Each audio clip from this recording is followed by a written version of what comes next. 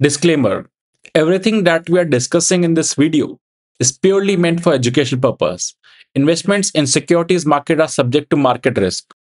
Hi folks, welcome back. So आज दो interesting capital markets companies का डिस्कशन करेंगे. Those are JM Financial and Edelweiss Financial Services. So इनका हमने पहले डिस्कशन नहीं करा. पहले हमने मोतीलाल, आनंद राठी, नुवामा, प्रूडेंट, 361 वैप इनका डिस्कशन करा है. सो ऑलवेज एक क्वेश्चन आता था कि JM and Edelweiss compare to other players discount पे ट्रेड करते हैं. सो इनका story is a bit different बाकी कंपनियों से. सो डिस्कस करेंगे, बट पहले थोड़ी मार्केट की बात करते हैं. सो अभी जो मार्केट का सिचुएशन है, specially mid and small caps में लास्ट 4-5 डेज से तो बहुत ज्यादा धुलाई पिटाई चल रही है.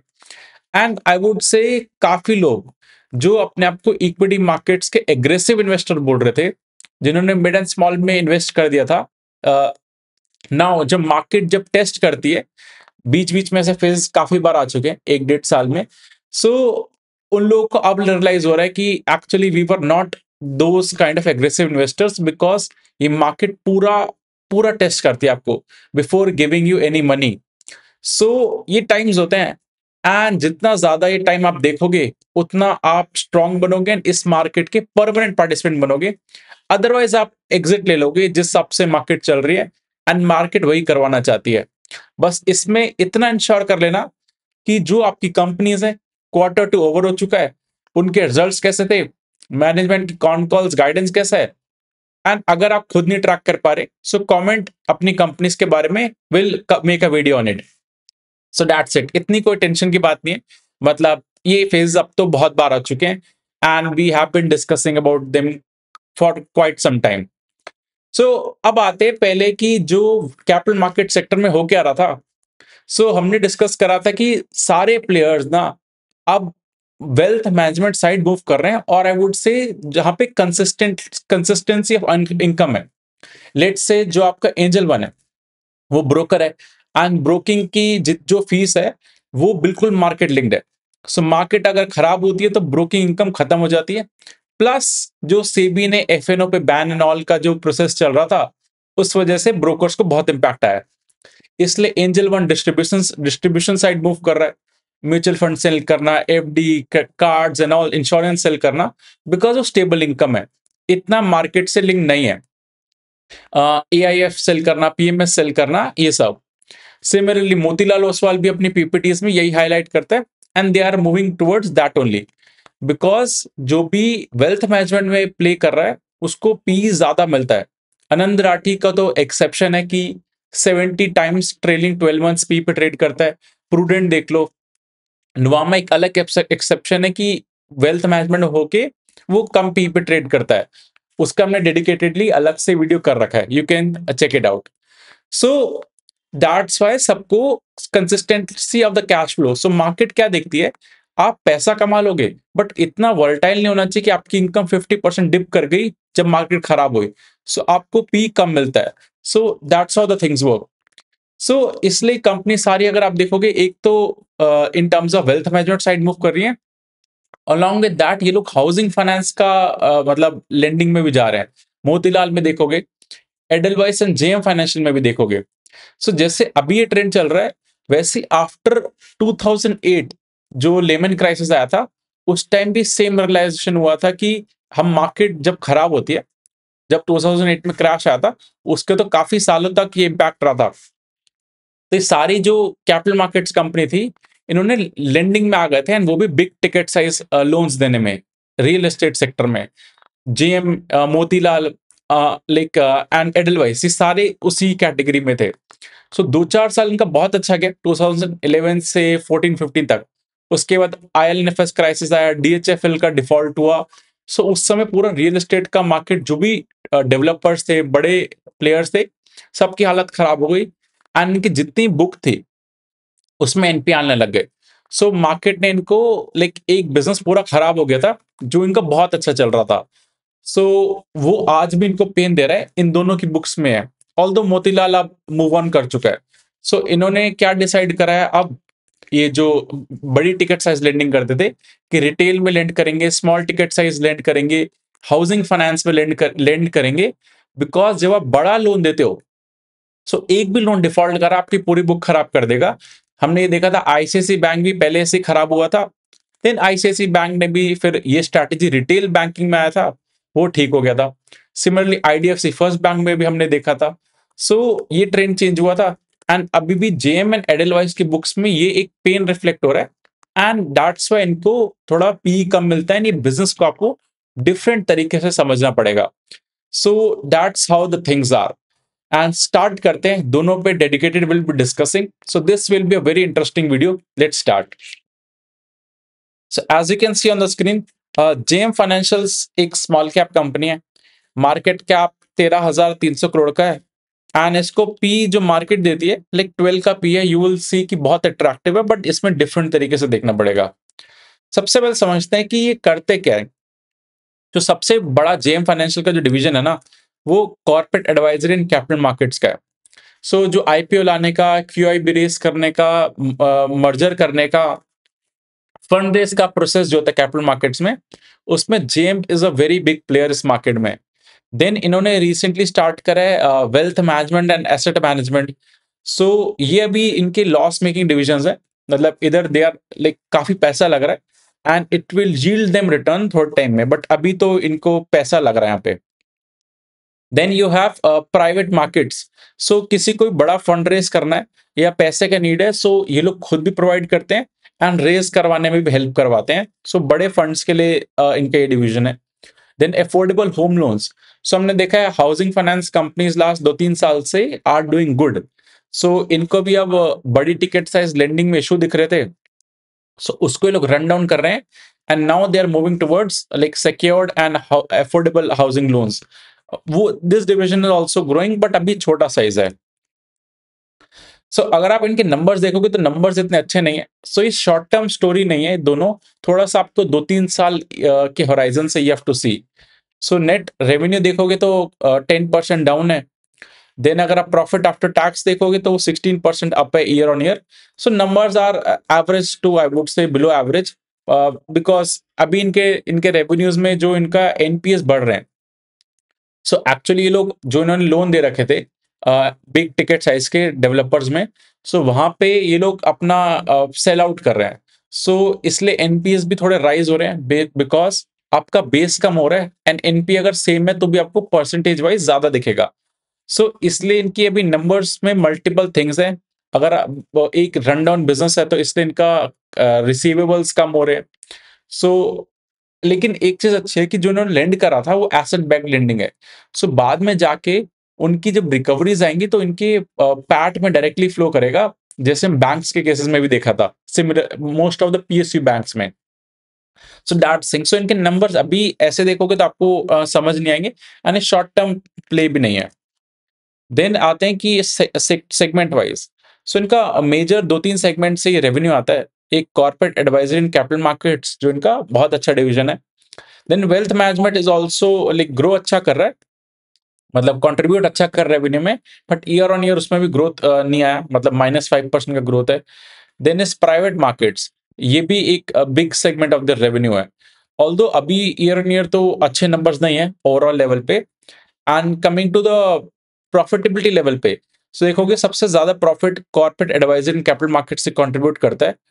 टोटल प्रॉफिट इनका 142 करोड़ का है। उसमें लाइक टोटल 270 करोड़ में से 142 crore is of corporate advisory in capital markets. So 50% approx ये लोग कंट्रीब्यूट करते हैं इन द पैट। बाकी रेवेन्यू में चेक कम करते हैं, बट प्रॉफिटेबिलिटी जो मेजर जो आ रही है वो कैपिटल मार्केट डिवीजन से आ रही है, एंड यही जेएम का लाइक बहुत इसमें इनका बहुत अच्छा होल्ड है। Now coming to wealth management, वो अभी तो लॉसेस मतलब 30 करोड़ का प्रॉफिट दिया, बट स्टिल वो लास्ट क्वार्टर इनका देखोगे same last quarter same year का 35 करोड़ था। सो उसमें प्रॉफिटेबिलिटी में डिप आया बिकॉज खर्चा हो रहा है। Asset management is also under loss. Private market and affordable ठीक कंट्रीब्यूट कर रहे हैं। So profitability is driving by capital markets only. Before continuing, कुछ अनाउंसमेंट की, अगर आपने लाइक शेयर एंड सब्सक्राइब नहीं करा, so you can do that, and काफी लोगों ने बेल आइकन प्रेस नहीं करा। सो अगर आपको नोटिफिकेशन चाहिए तो आप बेल आइकन प्रेस कर देना for regular updates. Then there is a free Telegram group जहाँ पे हम मार्केट्स के बियॉन्ड भी डिस्कस करते हैं. सो इसका link is in the description, you can join. And there is a mentorship program. So this is not a course या कोई एडवाइजरी और recommendation service. It's a private Telegram group where we discuss जो चीजें भी don't discuss on a public forum. Close group है. This is not a free Telegram group. Then I share my tracking list जो in every quarter भी update that list, and कोई भी changes आते हैं सो आई हाईलाइट उस ग्रुप में.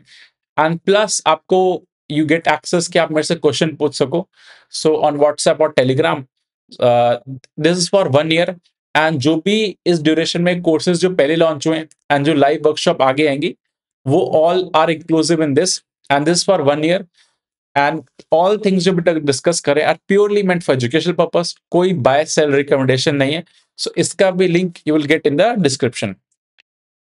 सो JM financials के अगर आप F I S D I S holding देखोगे, so D I S stake is reducing मतलब ईयरली बेसिस पे. एंड एफ आई एस का स्टेक ठीक है, मतलब ऑल द लॉन्ग टर्म में डिक्रीज हो रहा है. एंड पब्लिक का स्टेक इंक्रीज हो रहा है. सो थोड़ा सा मेरे को public stake increase is not a good sign, but ठीक है. एज लॉन्ग एज अगर बिजनेस अच्छा कर रहा है सो थिंग्स आर फाइन. ये चीजें बैक ऑफ द माइंड रखनी पड़ती हैं. सब आते कुछ इंटरेस्टिंग चीजें जो कॉन कॉल में डिस्कस हुई हैं. बिकॉज चाहे आप इन बिजनेस में इन्वेस्ट ना करो बट आपको बहुत चीजें industry wise broader economy wise पता चलती हैं.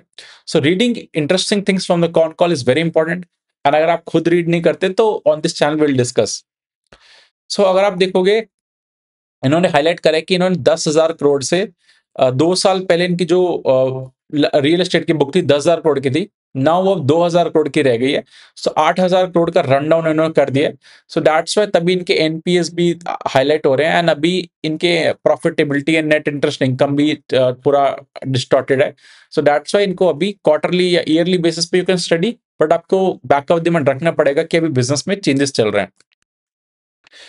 देन अगर आप देखोगे इन्होंने हाईलाइट करा था कि they like they are moving away from the wholesale lending on balance sheet and moving towards the मतलब retail side and lower ticket size जहां पे कंसिस्टेंट कैश फ्लो आए.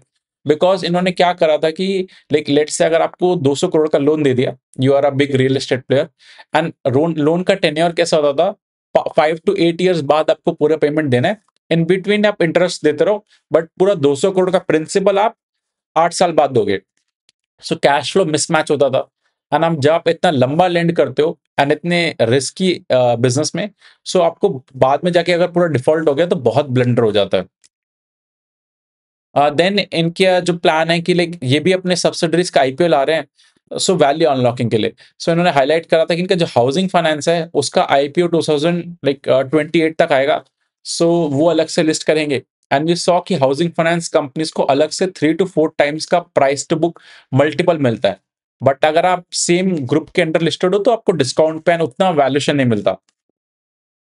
देन अगर आप देखोगे इन्होंने हाईलाइट करा था दैट ये लोग वेल्थ मैनेजमेंट सेगमेंट का भी आईपीओ लाएंगे. बट अभी लाइक 2 साल 1.5 2 साल तक there is no plan. But wealth management sector में भी they are seeking for the IPO.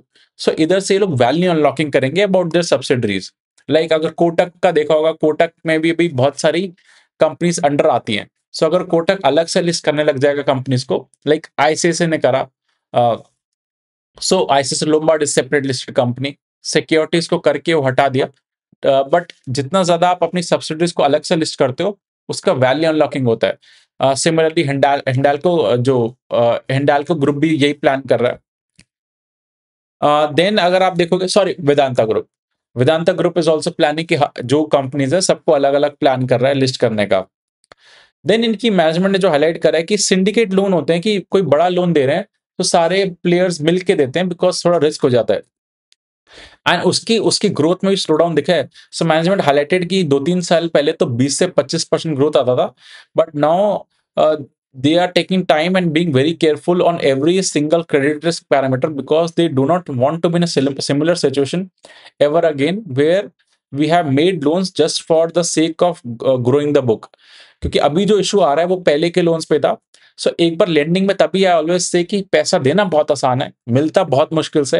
And जिसको एक बार इस सिचुएशन में फंस जाता है वो अगली बार लेंडिंग बहुत केयरफुली करता है. सो देयर आर कंपनीज जो लेंडिंग में जिनका बहुत एग्रेसिव ग्रोथ आया है. पूना वाला ग्रुप मतलब रॉकेट की स्पीड से ग्रो कर रहा है अपने lending book, and other companies भी हैं जो ऐसे कर रही हैं, बट आई बी लाइक कि ग्रोथ मॉडरेट हो, एसेट क्वालिटी टॉप नॉच हो एंड कंसिस्टेंट हो, कंसिस्टेंसी से ग्रो करो रादर देन आप बहुत सारा एक्सपेंशन कर दो एंड बाद में ब्लंडर हो जाए। So that's about the JM financials. And अब आते हैं एडलवाइस फाइनेंशियल सर्विसेज पे। सो जेएम का लेट मी कंक्लूड, और आई वुड से दोनों का कंक्लूजन बाद में एक साथ करते हैं। एडलवाइस फाइनेंशियल सर्विसेज का देखोगे, स्मॉल कैप है, 10,000 करोड़ का मार्केट कैप है, एंड नुवामा वेल्थ जो आज कंपनी है वो डीमर्ज हुई थी एडलवाइस से ही। सो उसका अगर मार्केट कैप देखोगे 25,000 करोड़ का है, एंड एडलवाइस का 10,000 करोड़ का। ये सिमिलर स्टोरी है लाइक V2 रिटेल अगर आप देखोगे, उसका मार्केट कैप 9,000 करोड़ का है, 8-9,000 करोड़ का। विशाल मेगा मार्ट जो इसी से अलग हुई है, उसका मार्केट कैप 62,000 करोड़ का है। सो कई बार जो अलग कंपनी होती है जो आपसे ही निकली है, वो मल्टी टाइम्स हो जाती है एंड आप वहीं पे रह जाते हो। सो ये चीजें रहती हैं, इंटरेस्टिंग स्टोरीज होती हैं। सो एडलवाइस तो एक बहुत सारी कंपनीज है इसके अंदर। जेएम तो फिर भी आई वुड से लिमिटेड एंड आईपीओ एक दो कंपनी का प्लान कर रहे हैं, बट एडलवाइस इज प्योरली एक एक कंपनी को अलग कर करके बेचेंगे या कुछ करेंगे एंड वैल्यू अनलॉकिंग करेंगे। ये एक होल्डिंग कंपनी बन चुकी है। सो इनके पास asset alternate asset advisory company है, अभी आएंगे क्या क्या होता है। देन म्यूचुअल फंड है, then asset reconstruction, NBFC, housing finance, general insurance, life insurance, and almost इनका सब में 100% स्टेक है, except life insurance and asset reconstruction. And also इन्होंने अभी अपना म्यूचुअल फंड में स्टेक सेल करा है, वेस्ट ब्रिज कैपिटल को, वो एक बड़ा फंड है, उसको 15% स्टेक इन्होंने सेल करा है। सो अगर आप देखोगे इनका प्रॉफिटेबिलिटी में ऐसा आपको कुछ ज्यादा ग्रोथ नहीं दिखेगा। 6 मंथ्स पहले देखोगे तो लाइक लास्ट ईयर के फर्स्ट 6 मंथ्स में 260 करोड़ का प्रॉफिट था, एंड इस बार 300 करोड़ का। सो ज्यादा कुछ इंप्रूव नहीं हुआ है, मतलब 20% समथिंग से प्रॉफिटेबिलिटी ग्रो करी। सेल्स में तो अच्छा नंबर नहीं आया। सो इन सारे बिजनेस को ये लोग अंडरलाइंग बिजनेस बोलते हैं, and there is a second एक लाइन इन कॉर्पोरेट, वो छोटा, मतलब इतना ज्यादा बड़ा नहीं है, ठीक है। सो मैनेजमेंट का ओवरऑल फोकस है कि सारे बिजनेस मिला के 20 से 25% का सीजीआर लेवल पे they should grow. So as I told you कि इनको क्वार्टरली ईयरली बेसिस पे भी ठीक हो रही है चीजें, बिकॉज काफी सारे डेवलपमेंट्स हो रहे हैं। सो इनको आपको 2-3 साल के होराइजन से you have to see the things. So coming to इनका जो आप ऑल्टरनेट एसेट मैनेजमेंट क्या होता है। सो यहाँ पे लोग फंड रेस करते हैं, मतलब लेट से 1,000 करोड़ का फंड है, सब लोग पैसा डालेंगे एंड ये लोग इन्वेस्ट करेंगे। लेट से टोल कहीं पे लग रहा है, वहां पे 500 करोड़ का लेंडिंग मतलब इन्वेस्टमेंट कर दिया, वहां से इनको फिक्स रिटर्न आते हैं 12 से 15% तक के। सिमिलरली कोई रियल एस्टेट प्रोजेक्ट में इन्वेस्ट कर दिया, लेट से साइबर हब में आपने कोई फ्लोर पूरा परचेज कर लिया 1 साल या 10 साल के लिए, आपको हर ईयर उसका इंटरेस्ट आएगा। सो इनका ऑब्जेक्टिव रहता है 12 to 18% तक का यील्ड निकालना है ईयरली बेसिस पे।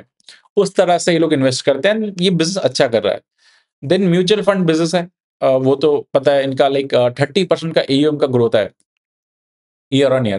Then there is asset reconstruction. So economy में लाइक जैसे कोई बैंक एनबीएफसी के अगर लोन खराब हो रहे होते हैं, सो वो लोग सेल ऑफ कर देते हैं।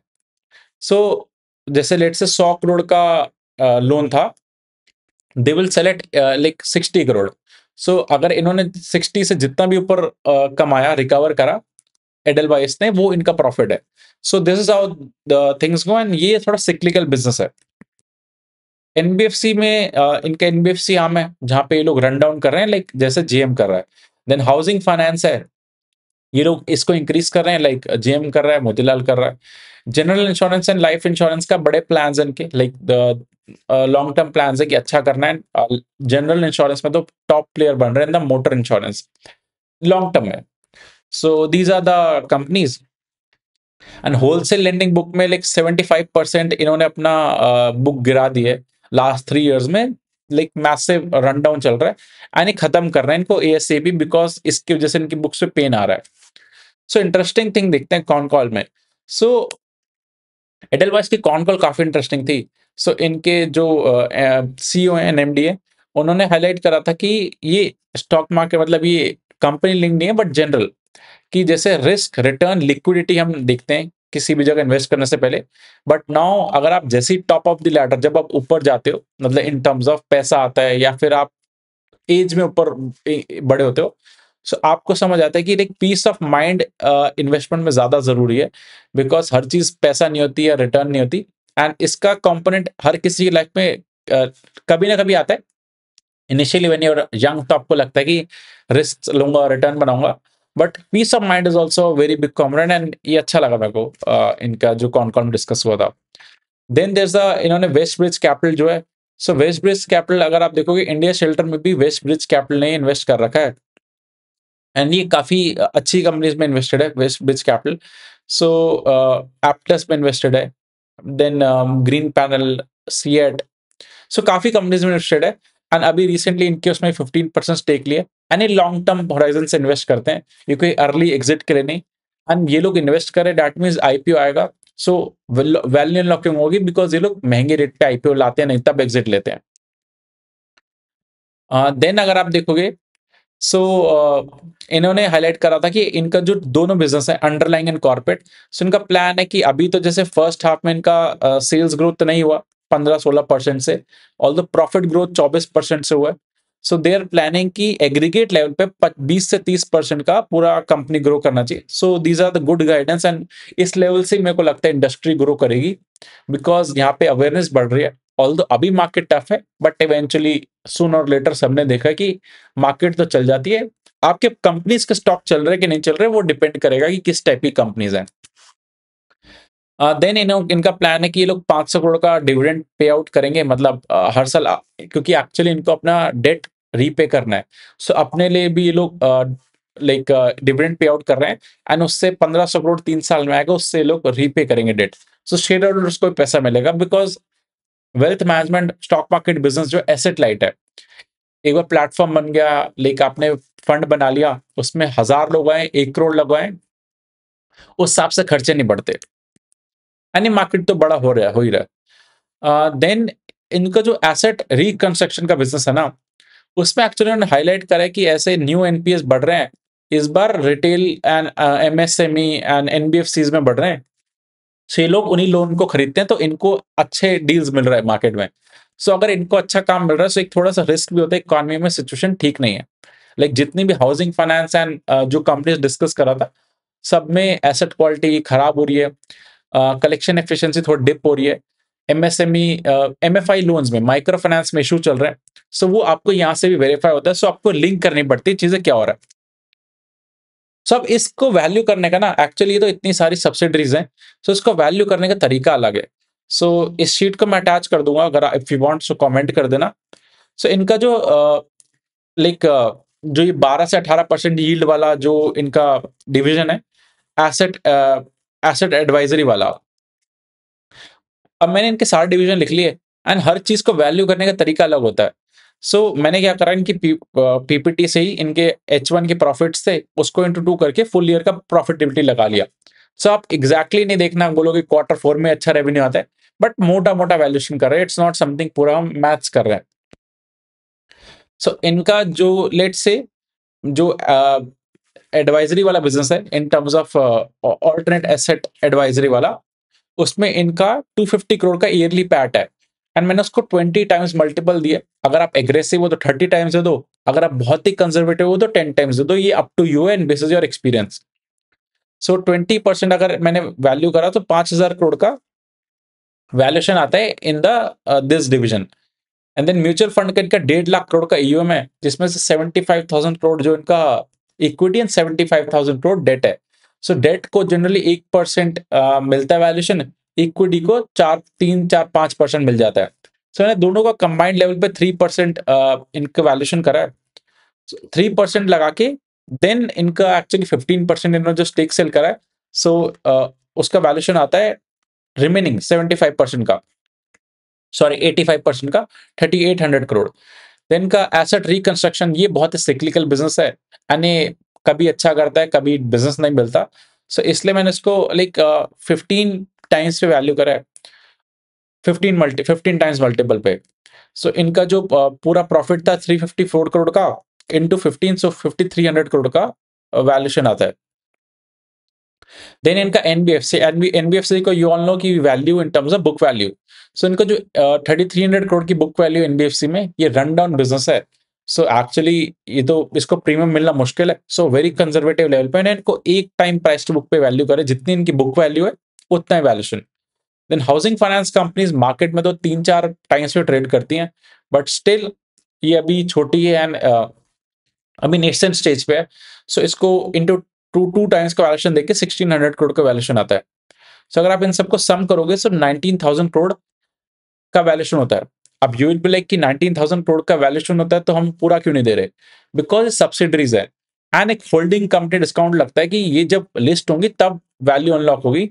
जब तक ये अंडर एडलवाइस है तब तक इनको डिस्काउंट मिलता है। ये डिस्काउंट 20 से लेकर 60% तक वेरी करता है, डिपेंडिंग आप किस फेज ऑफ द मार्केट में हो।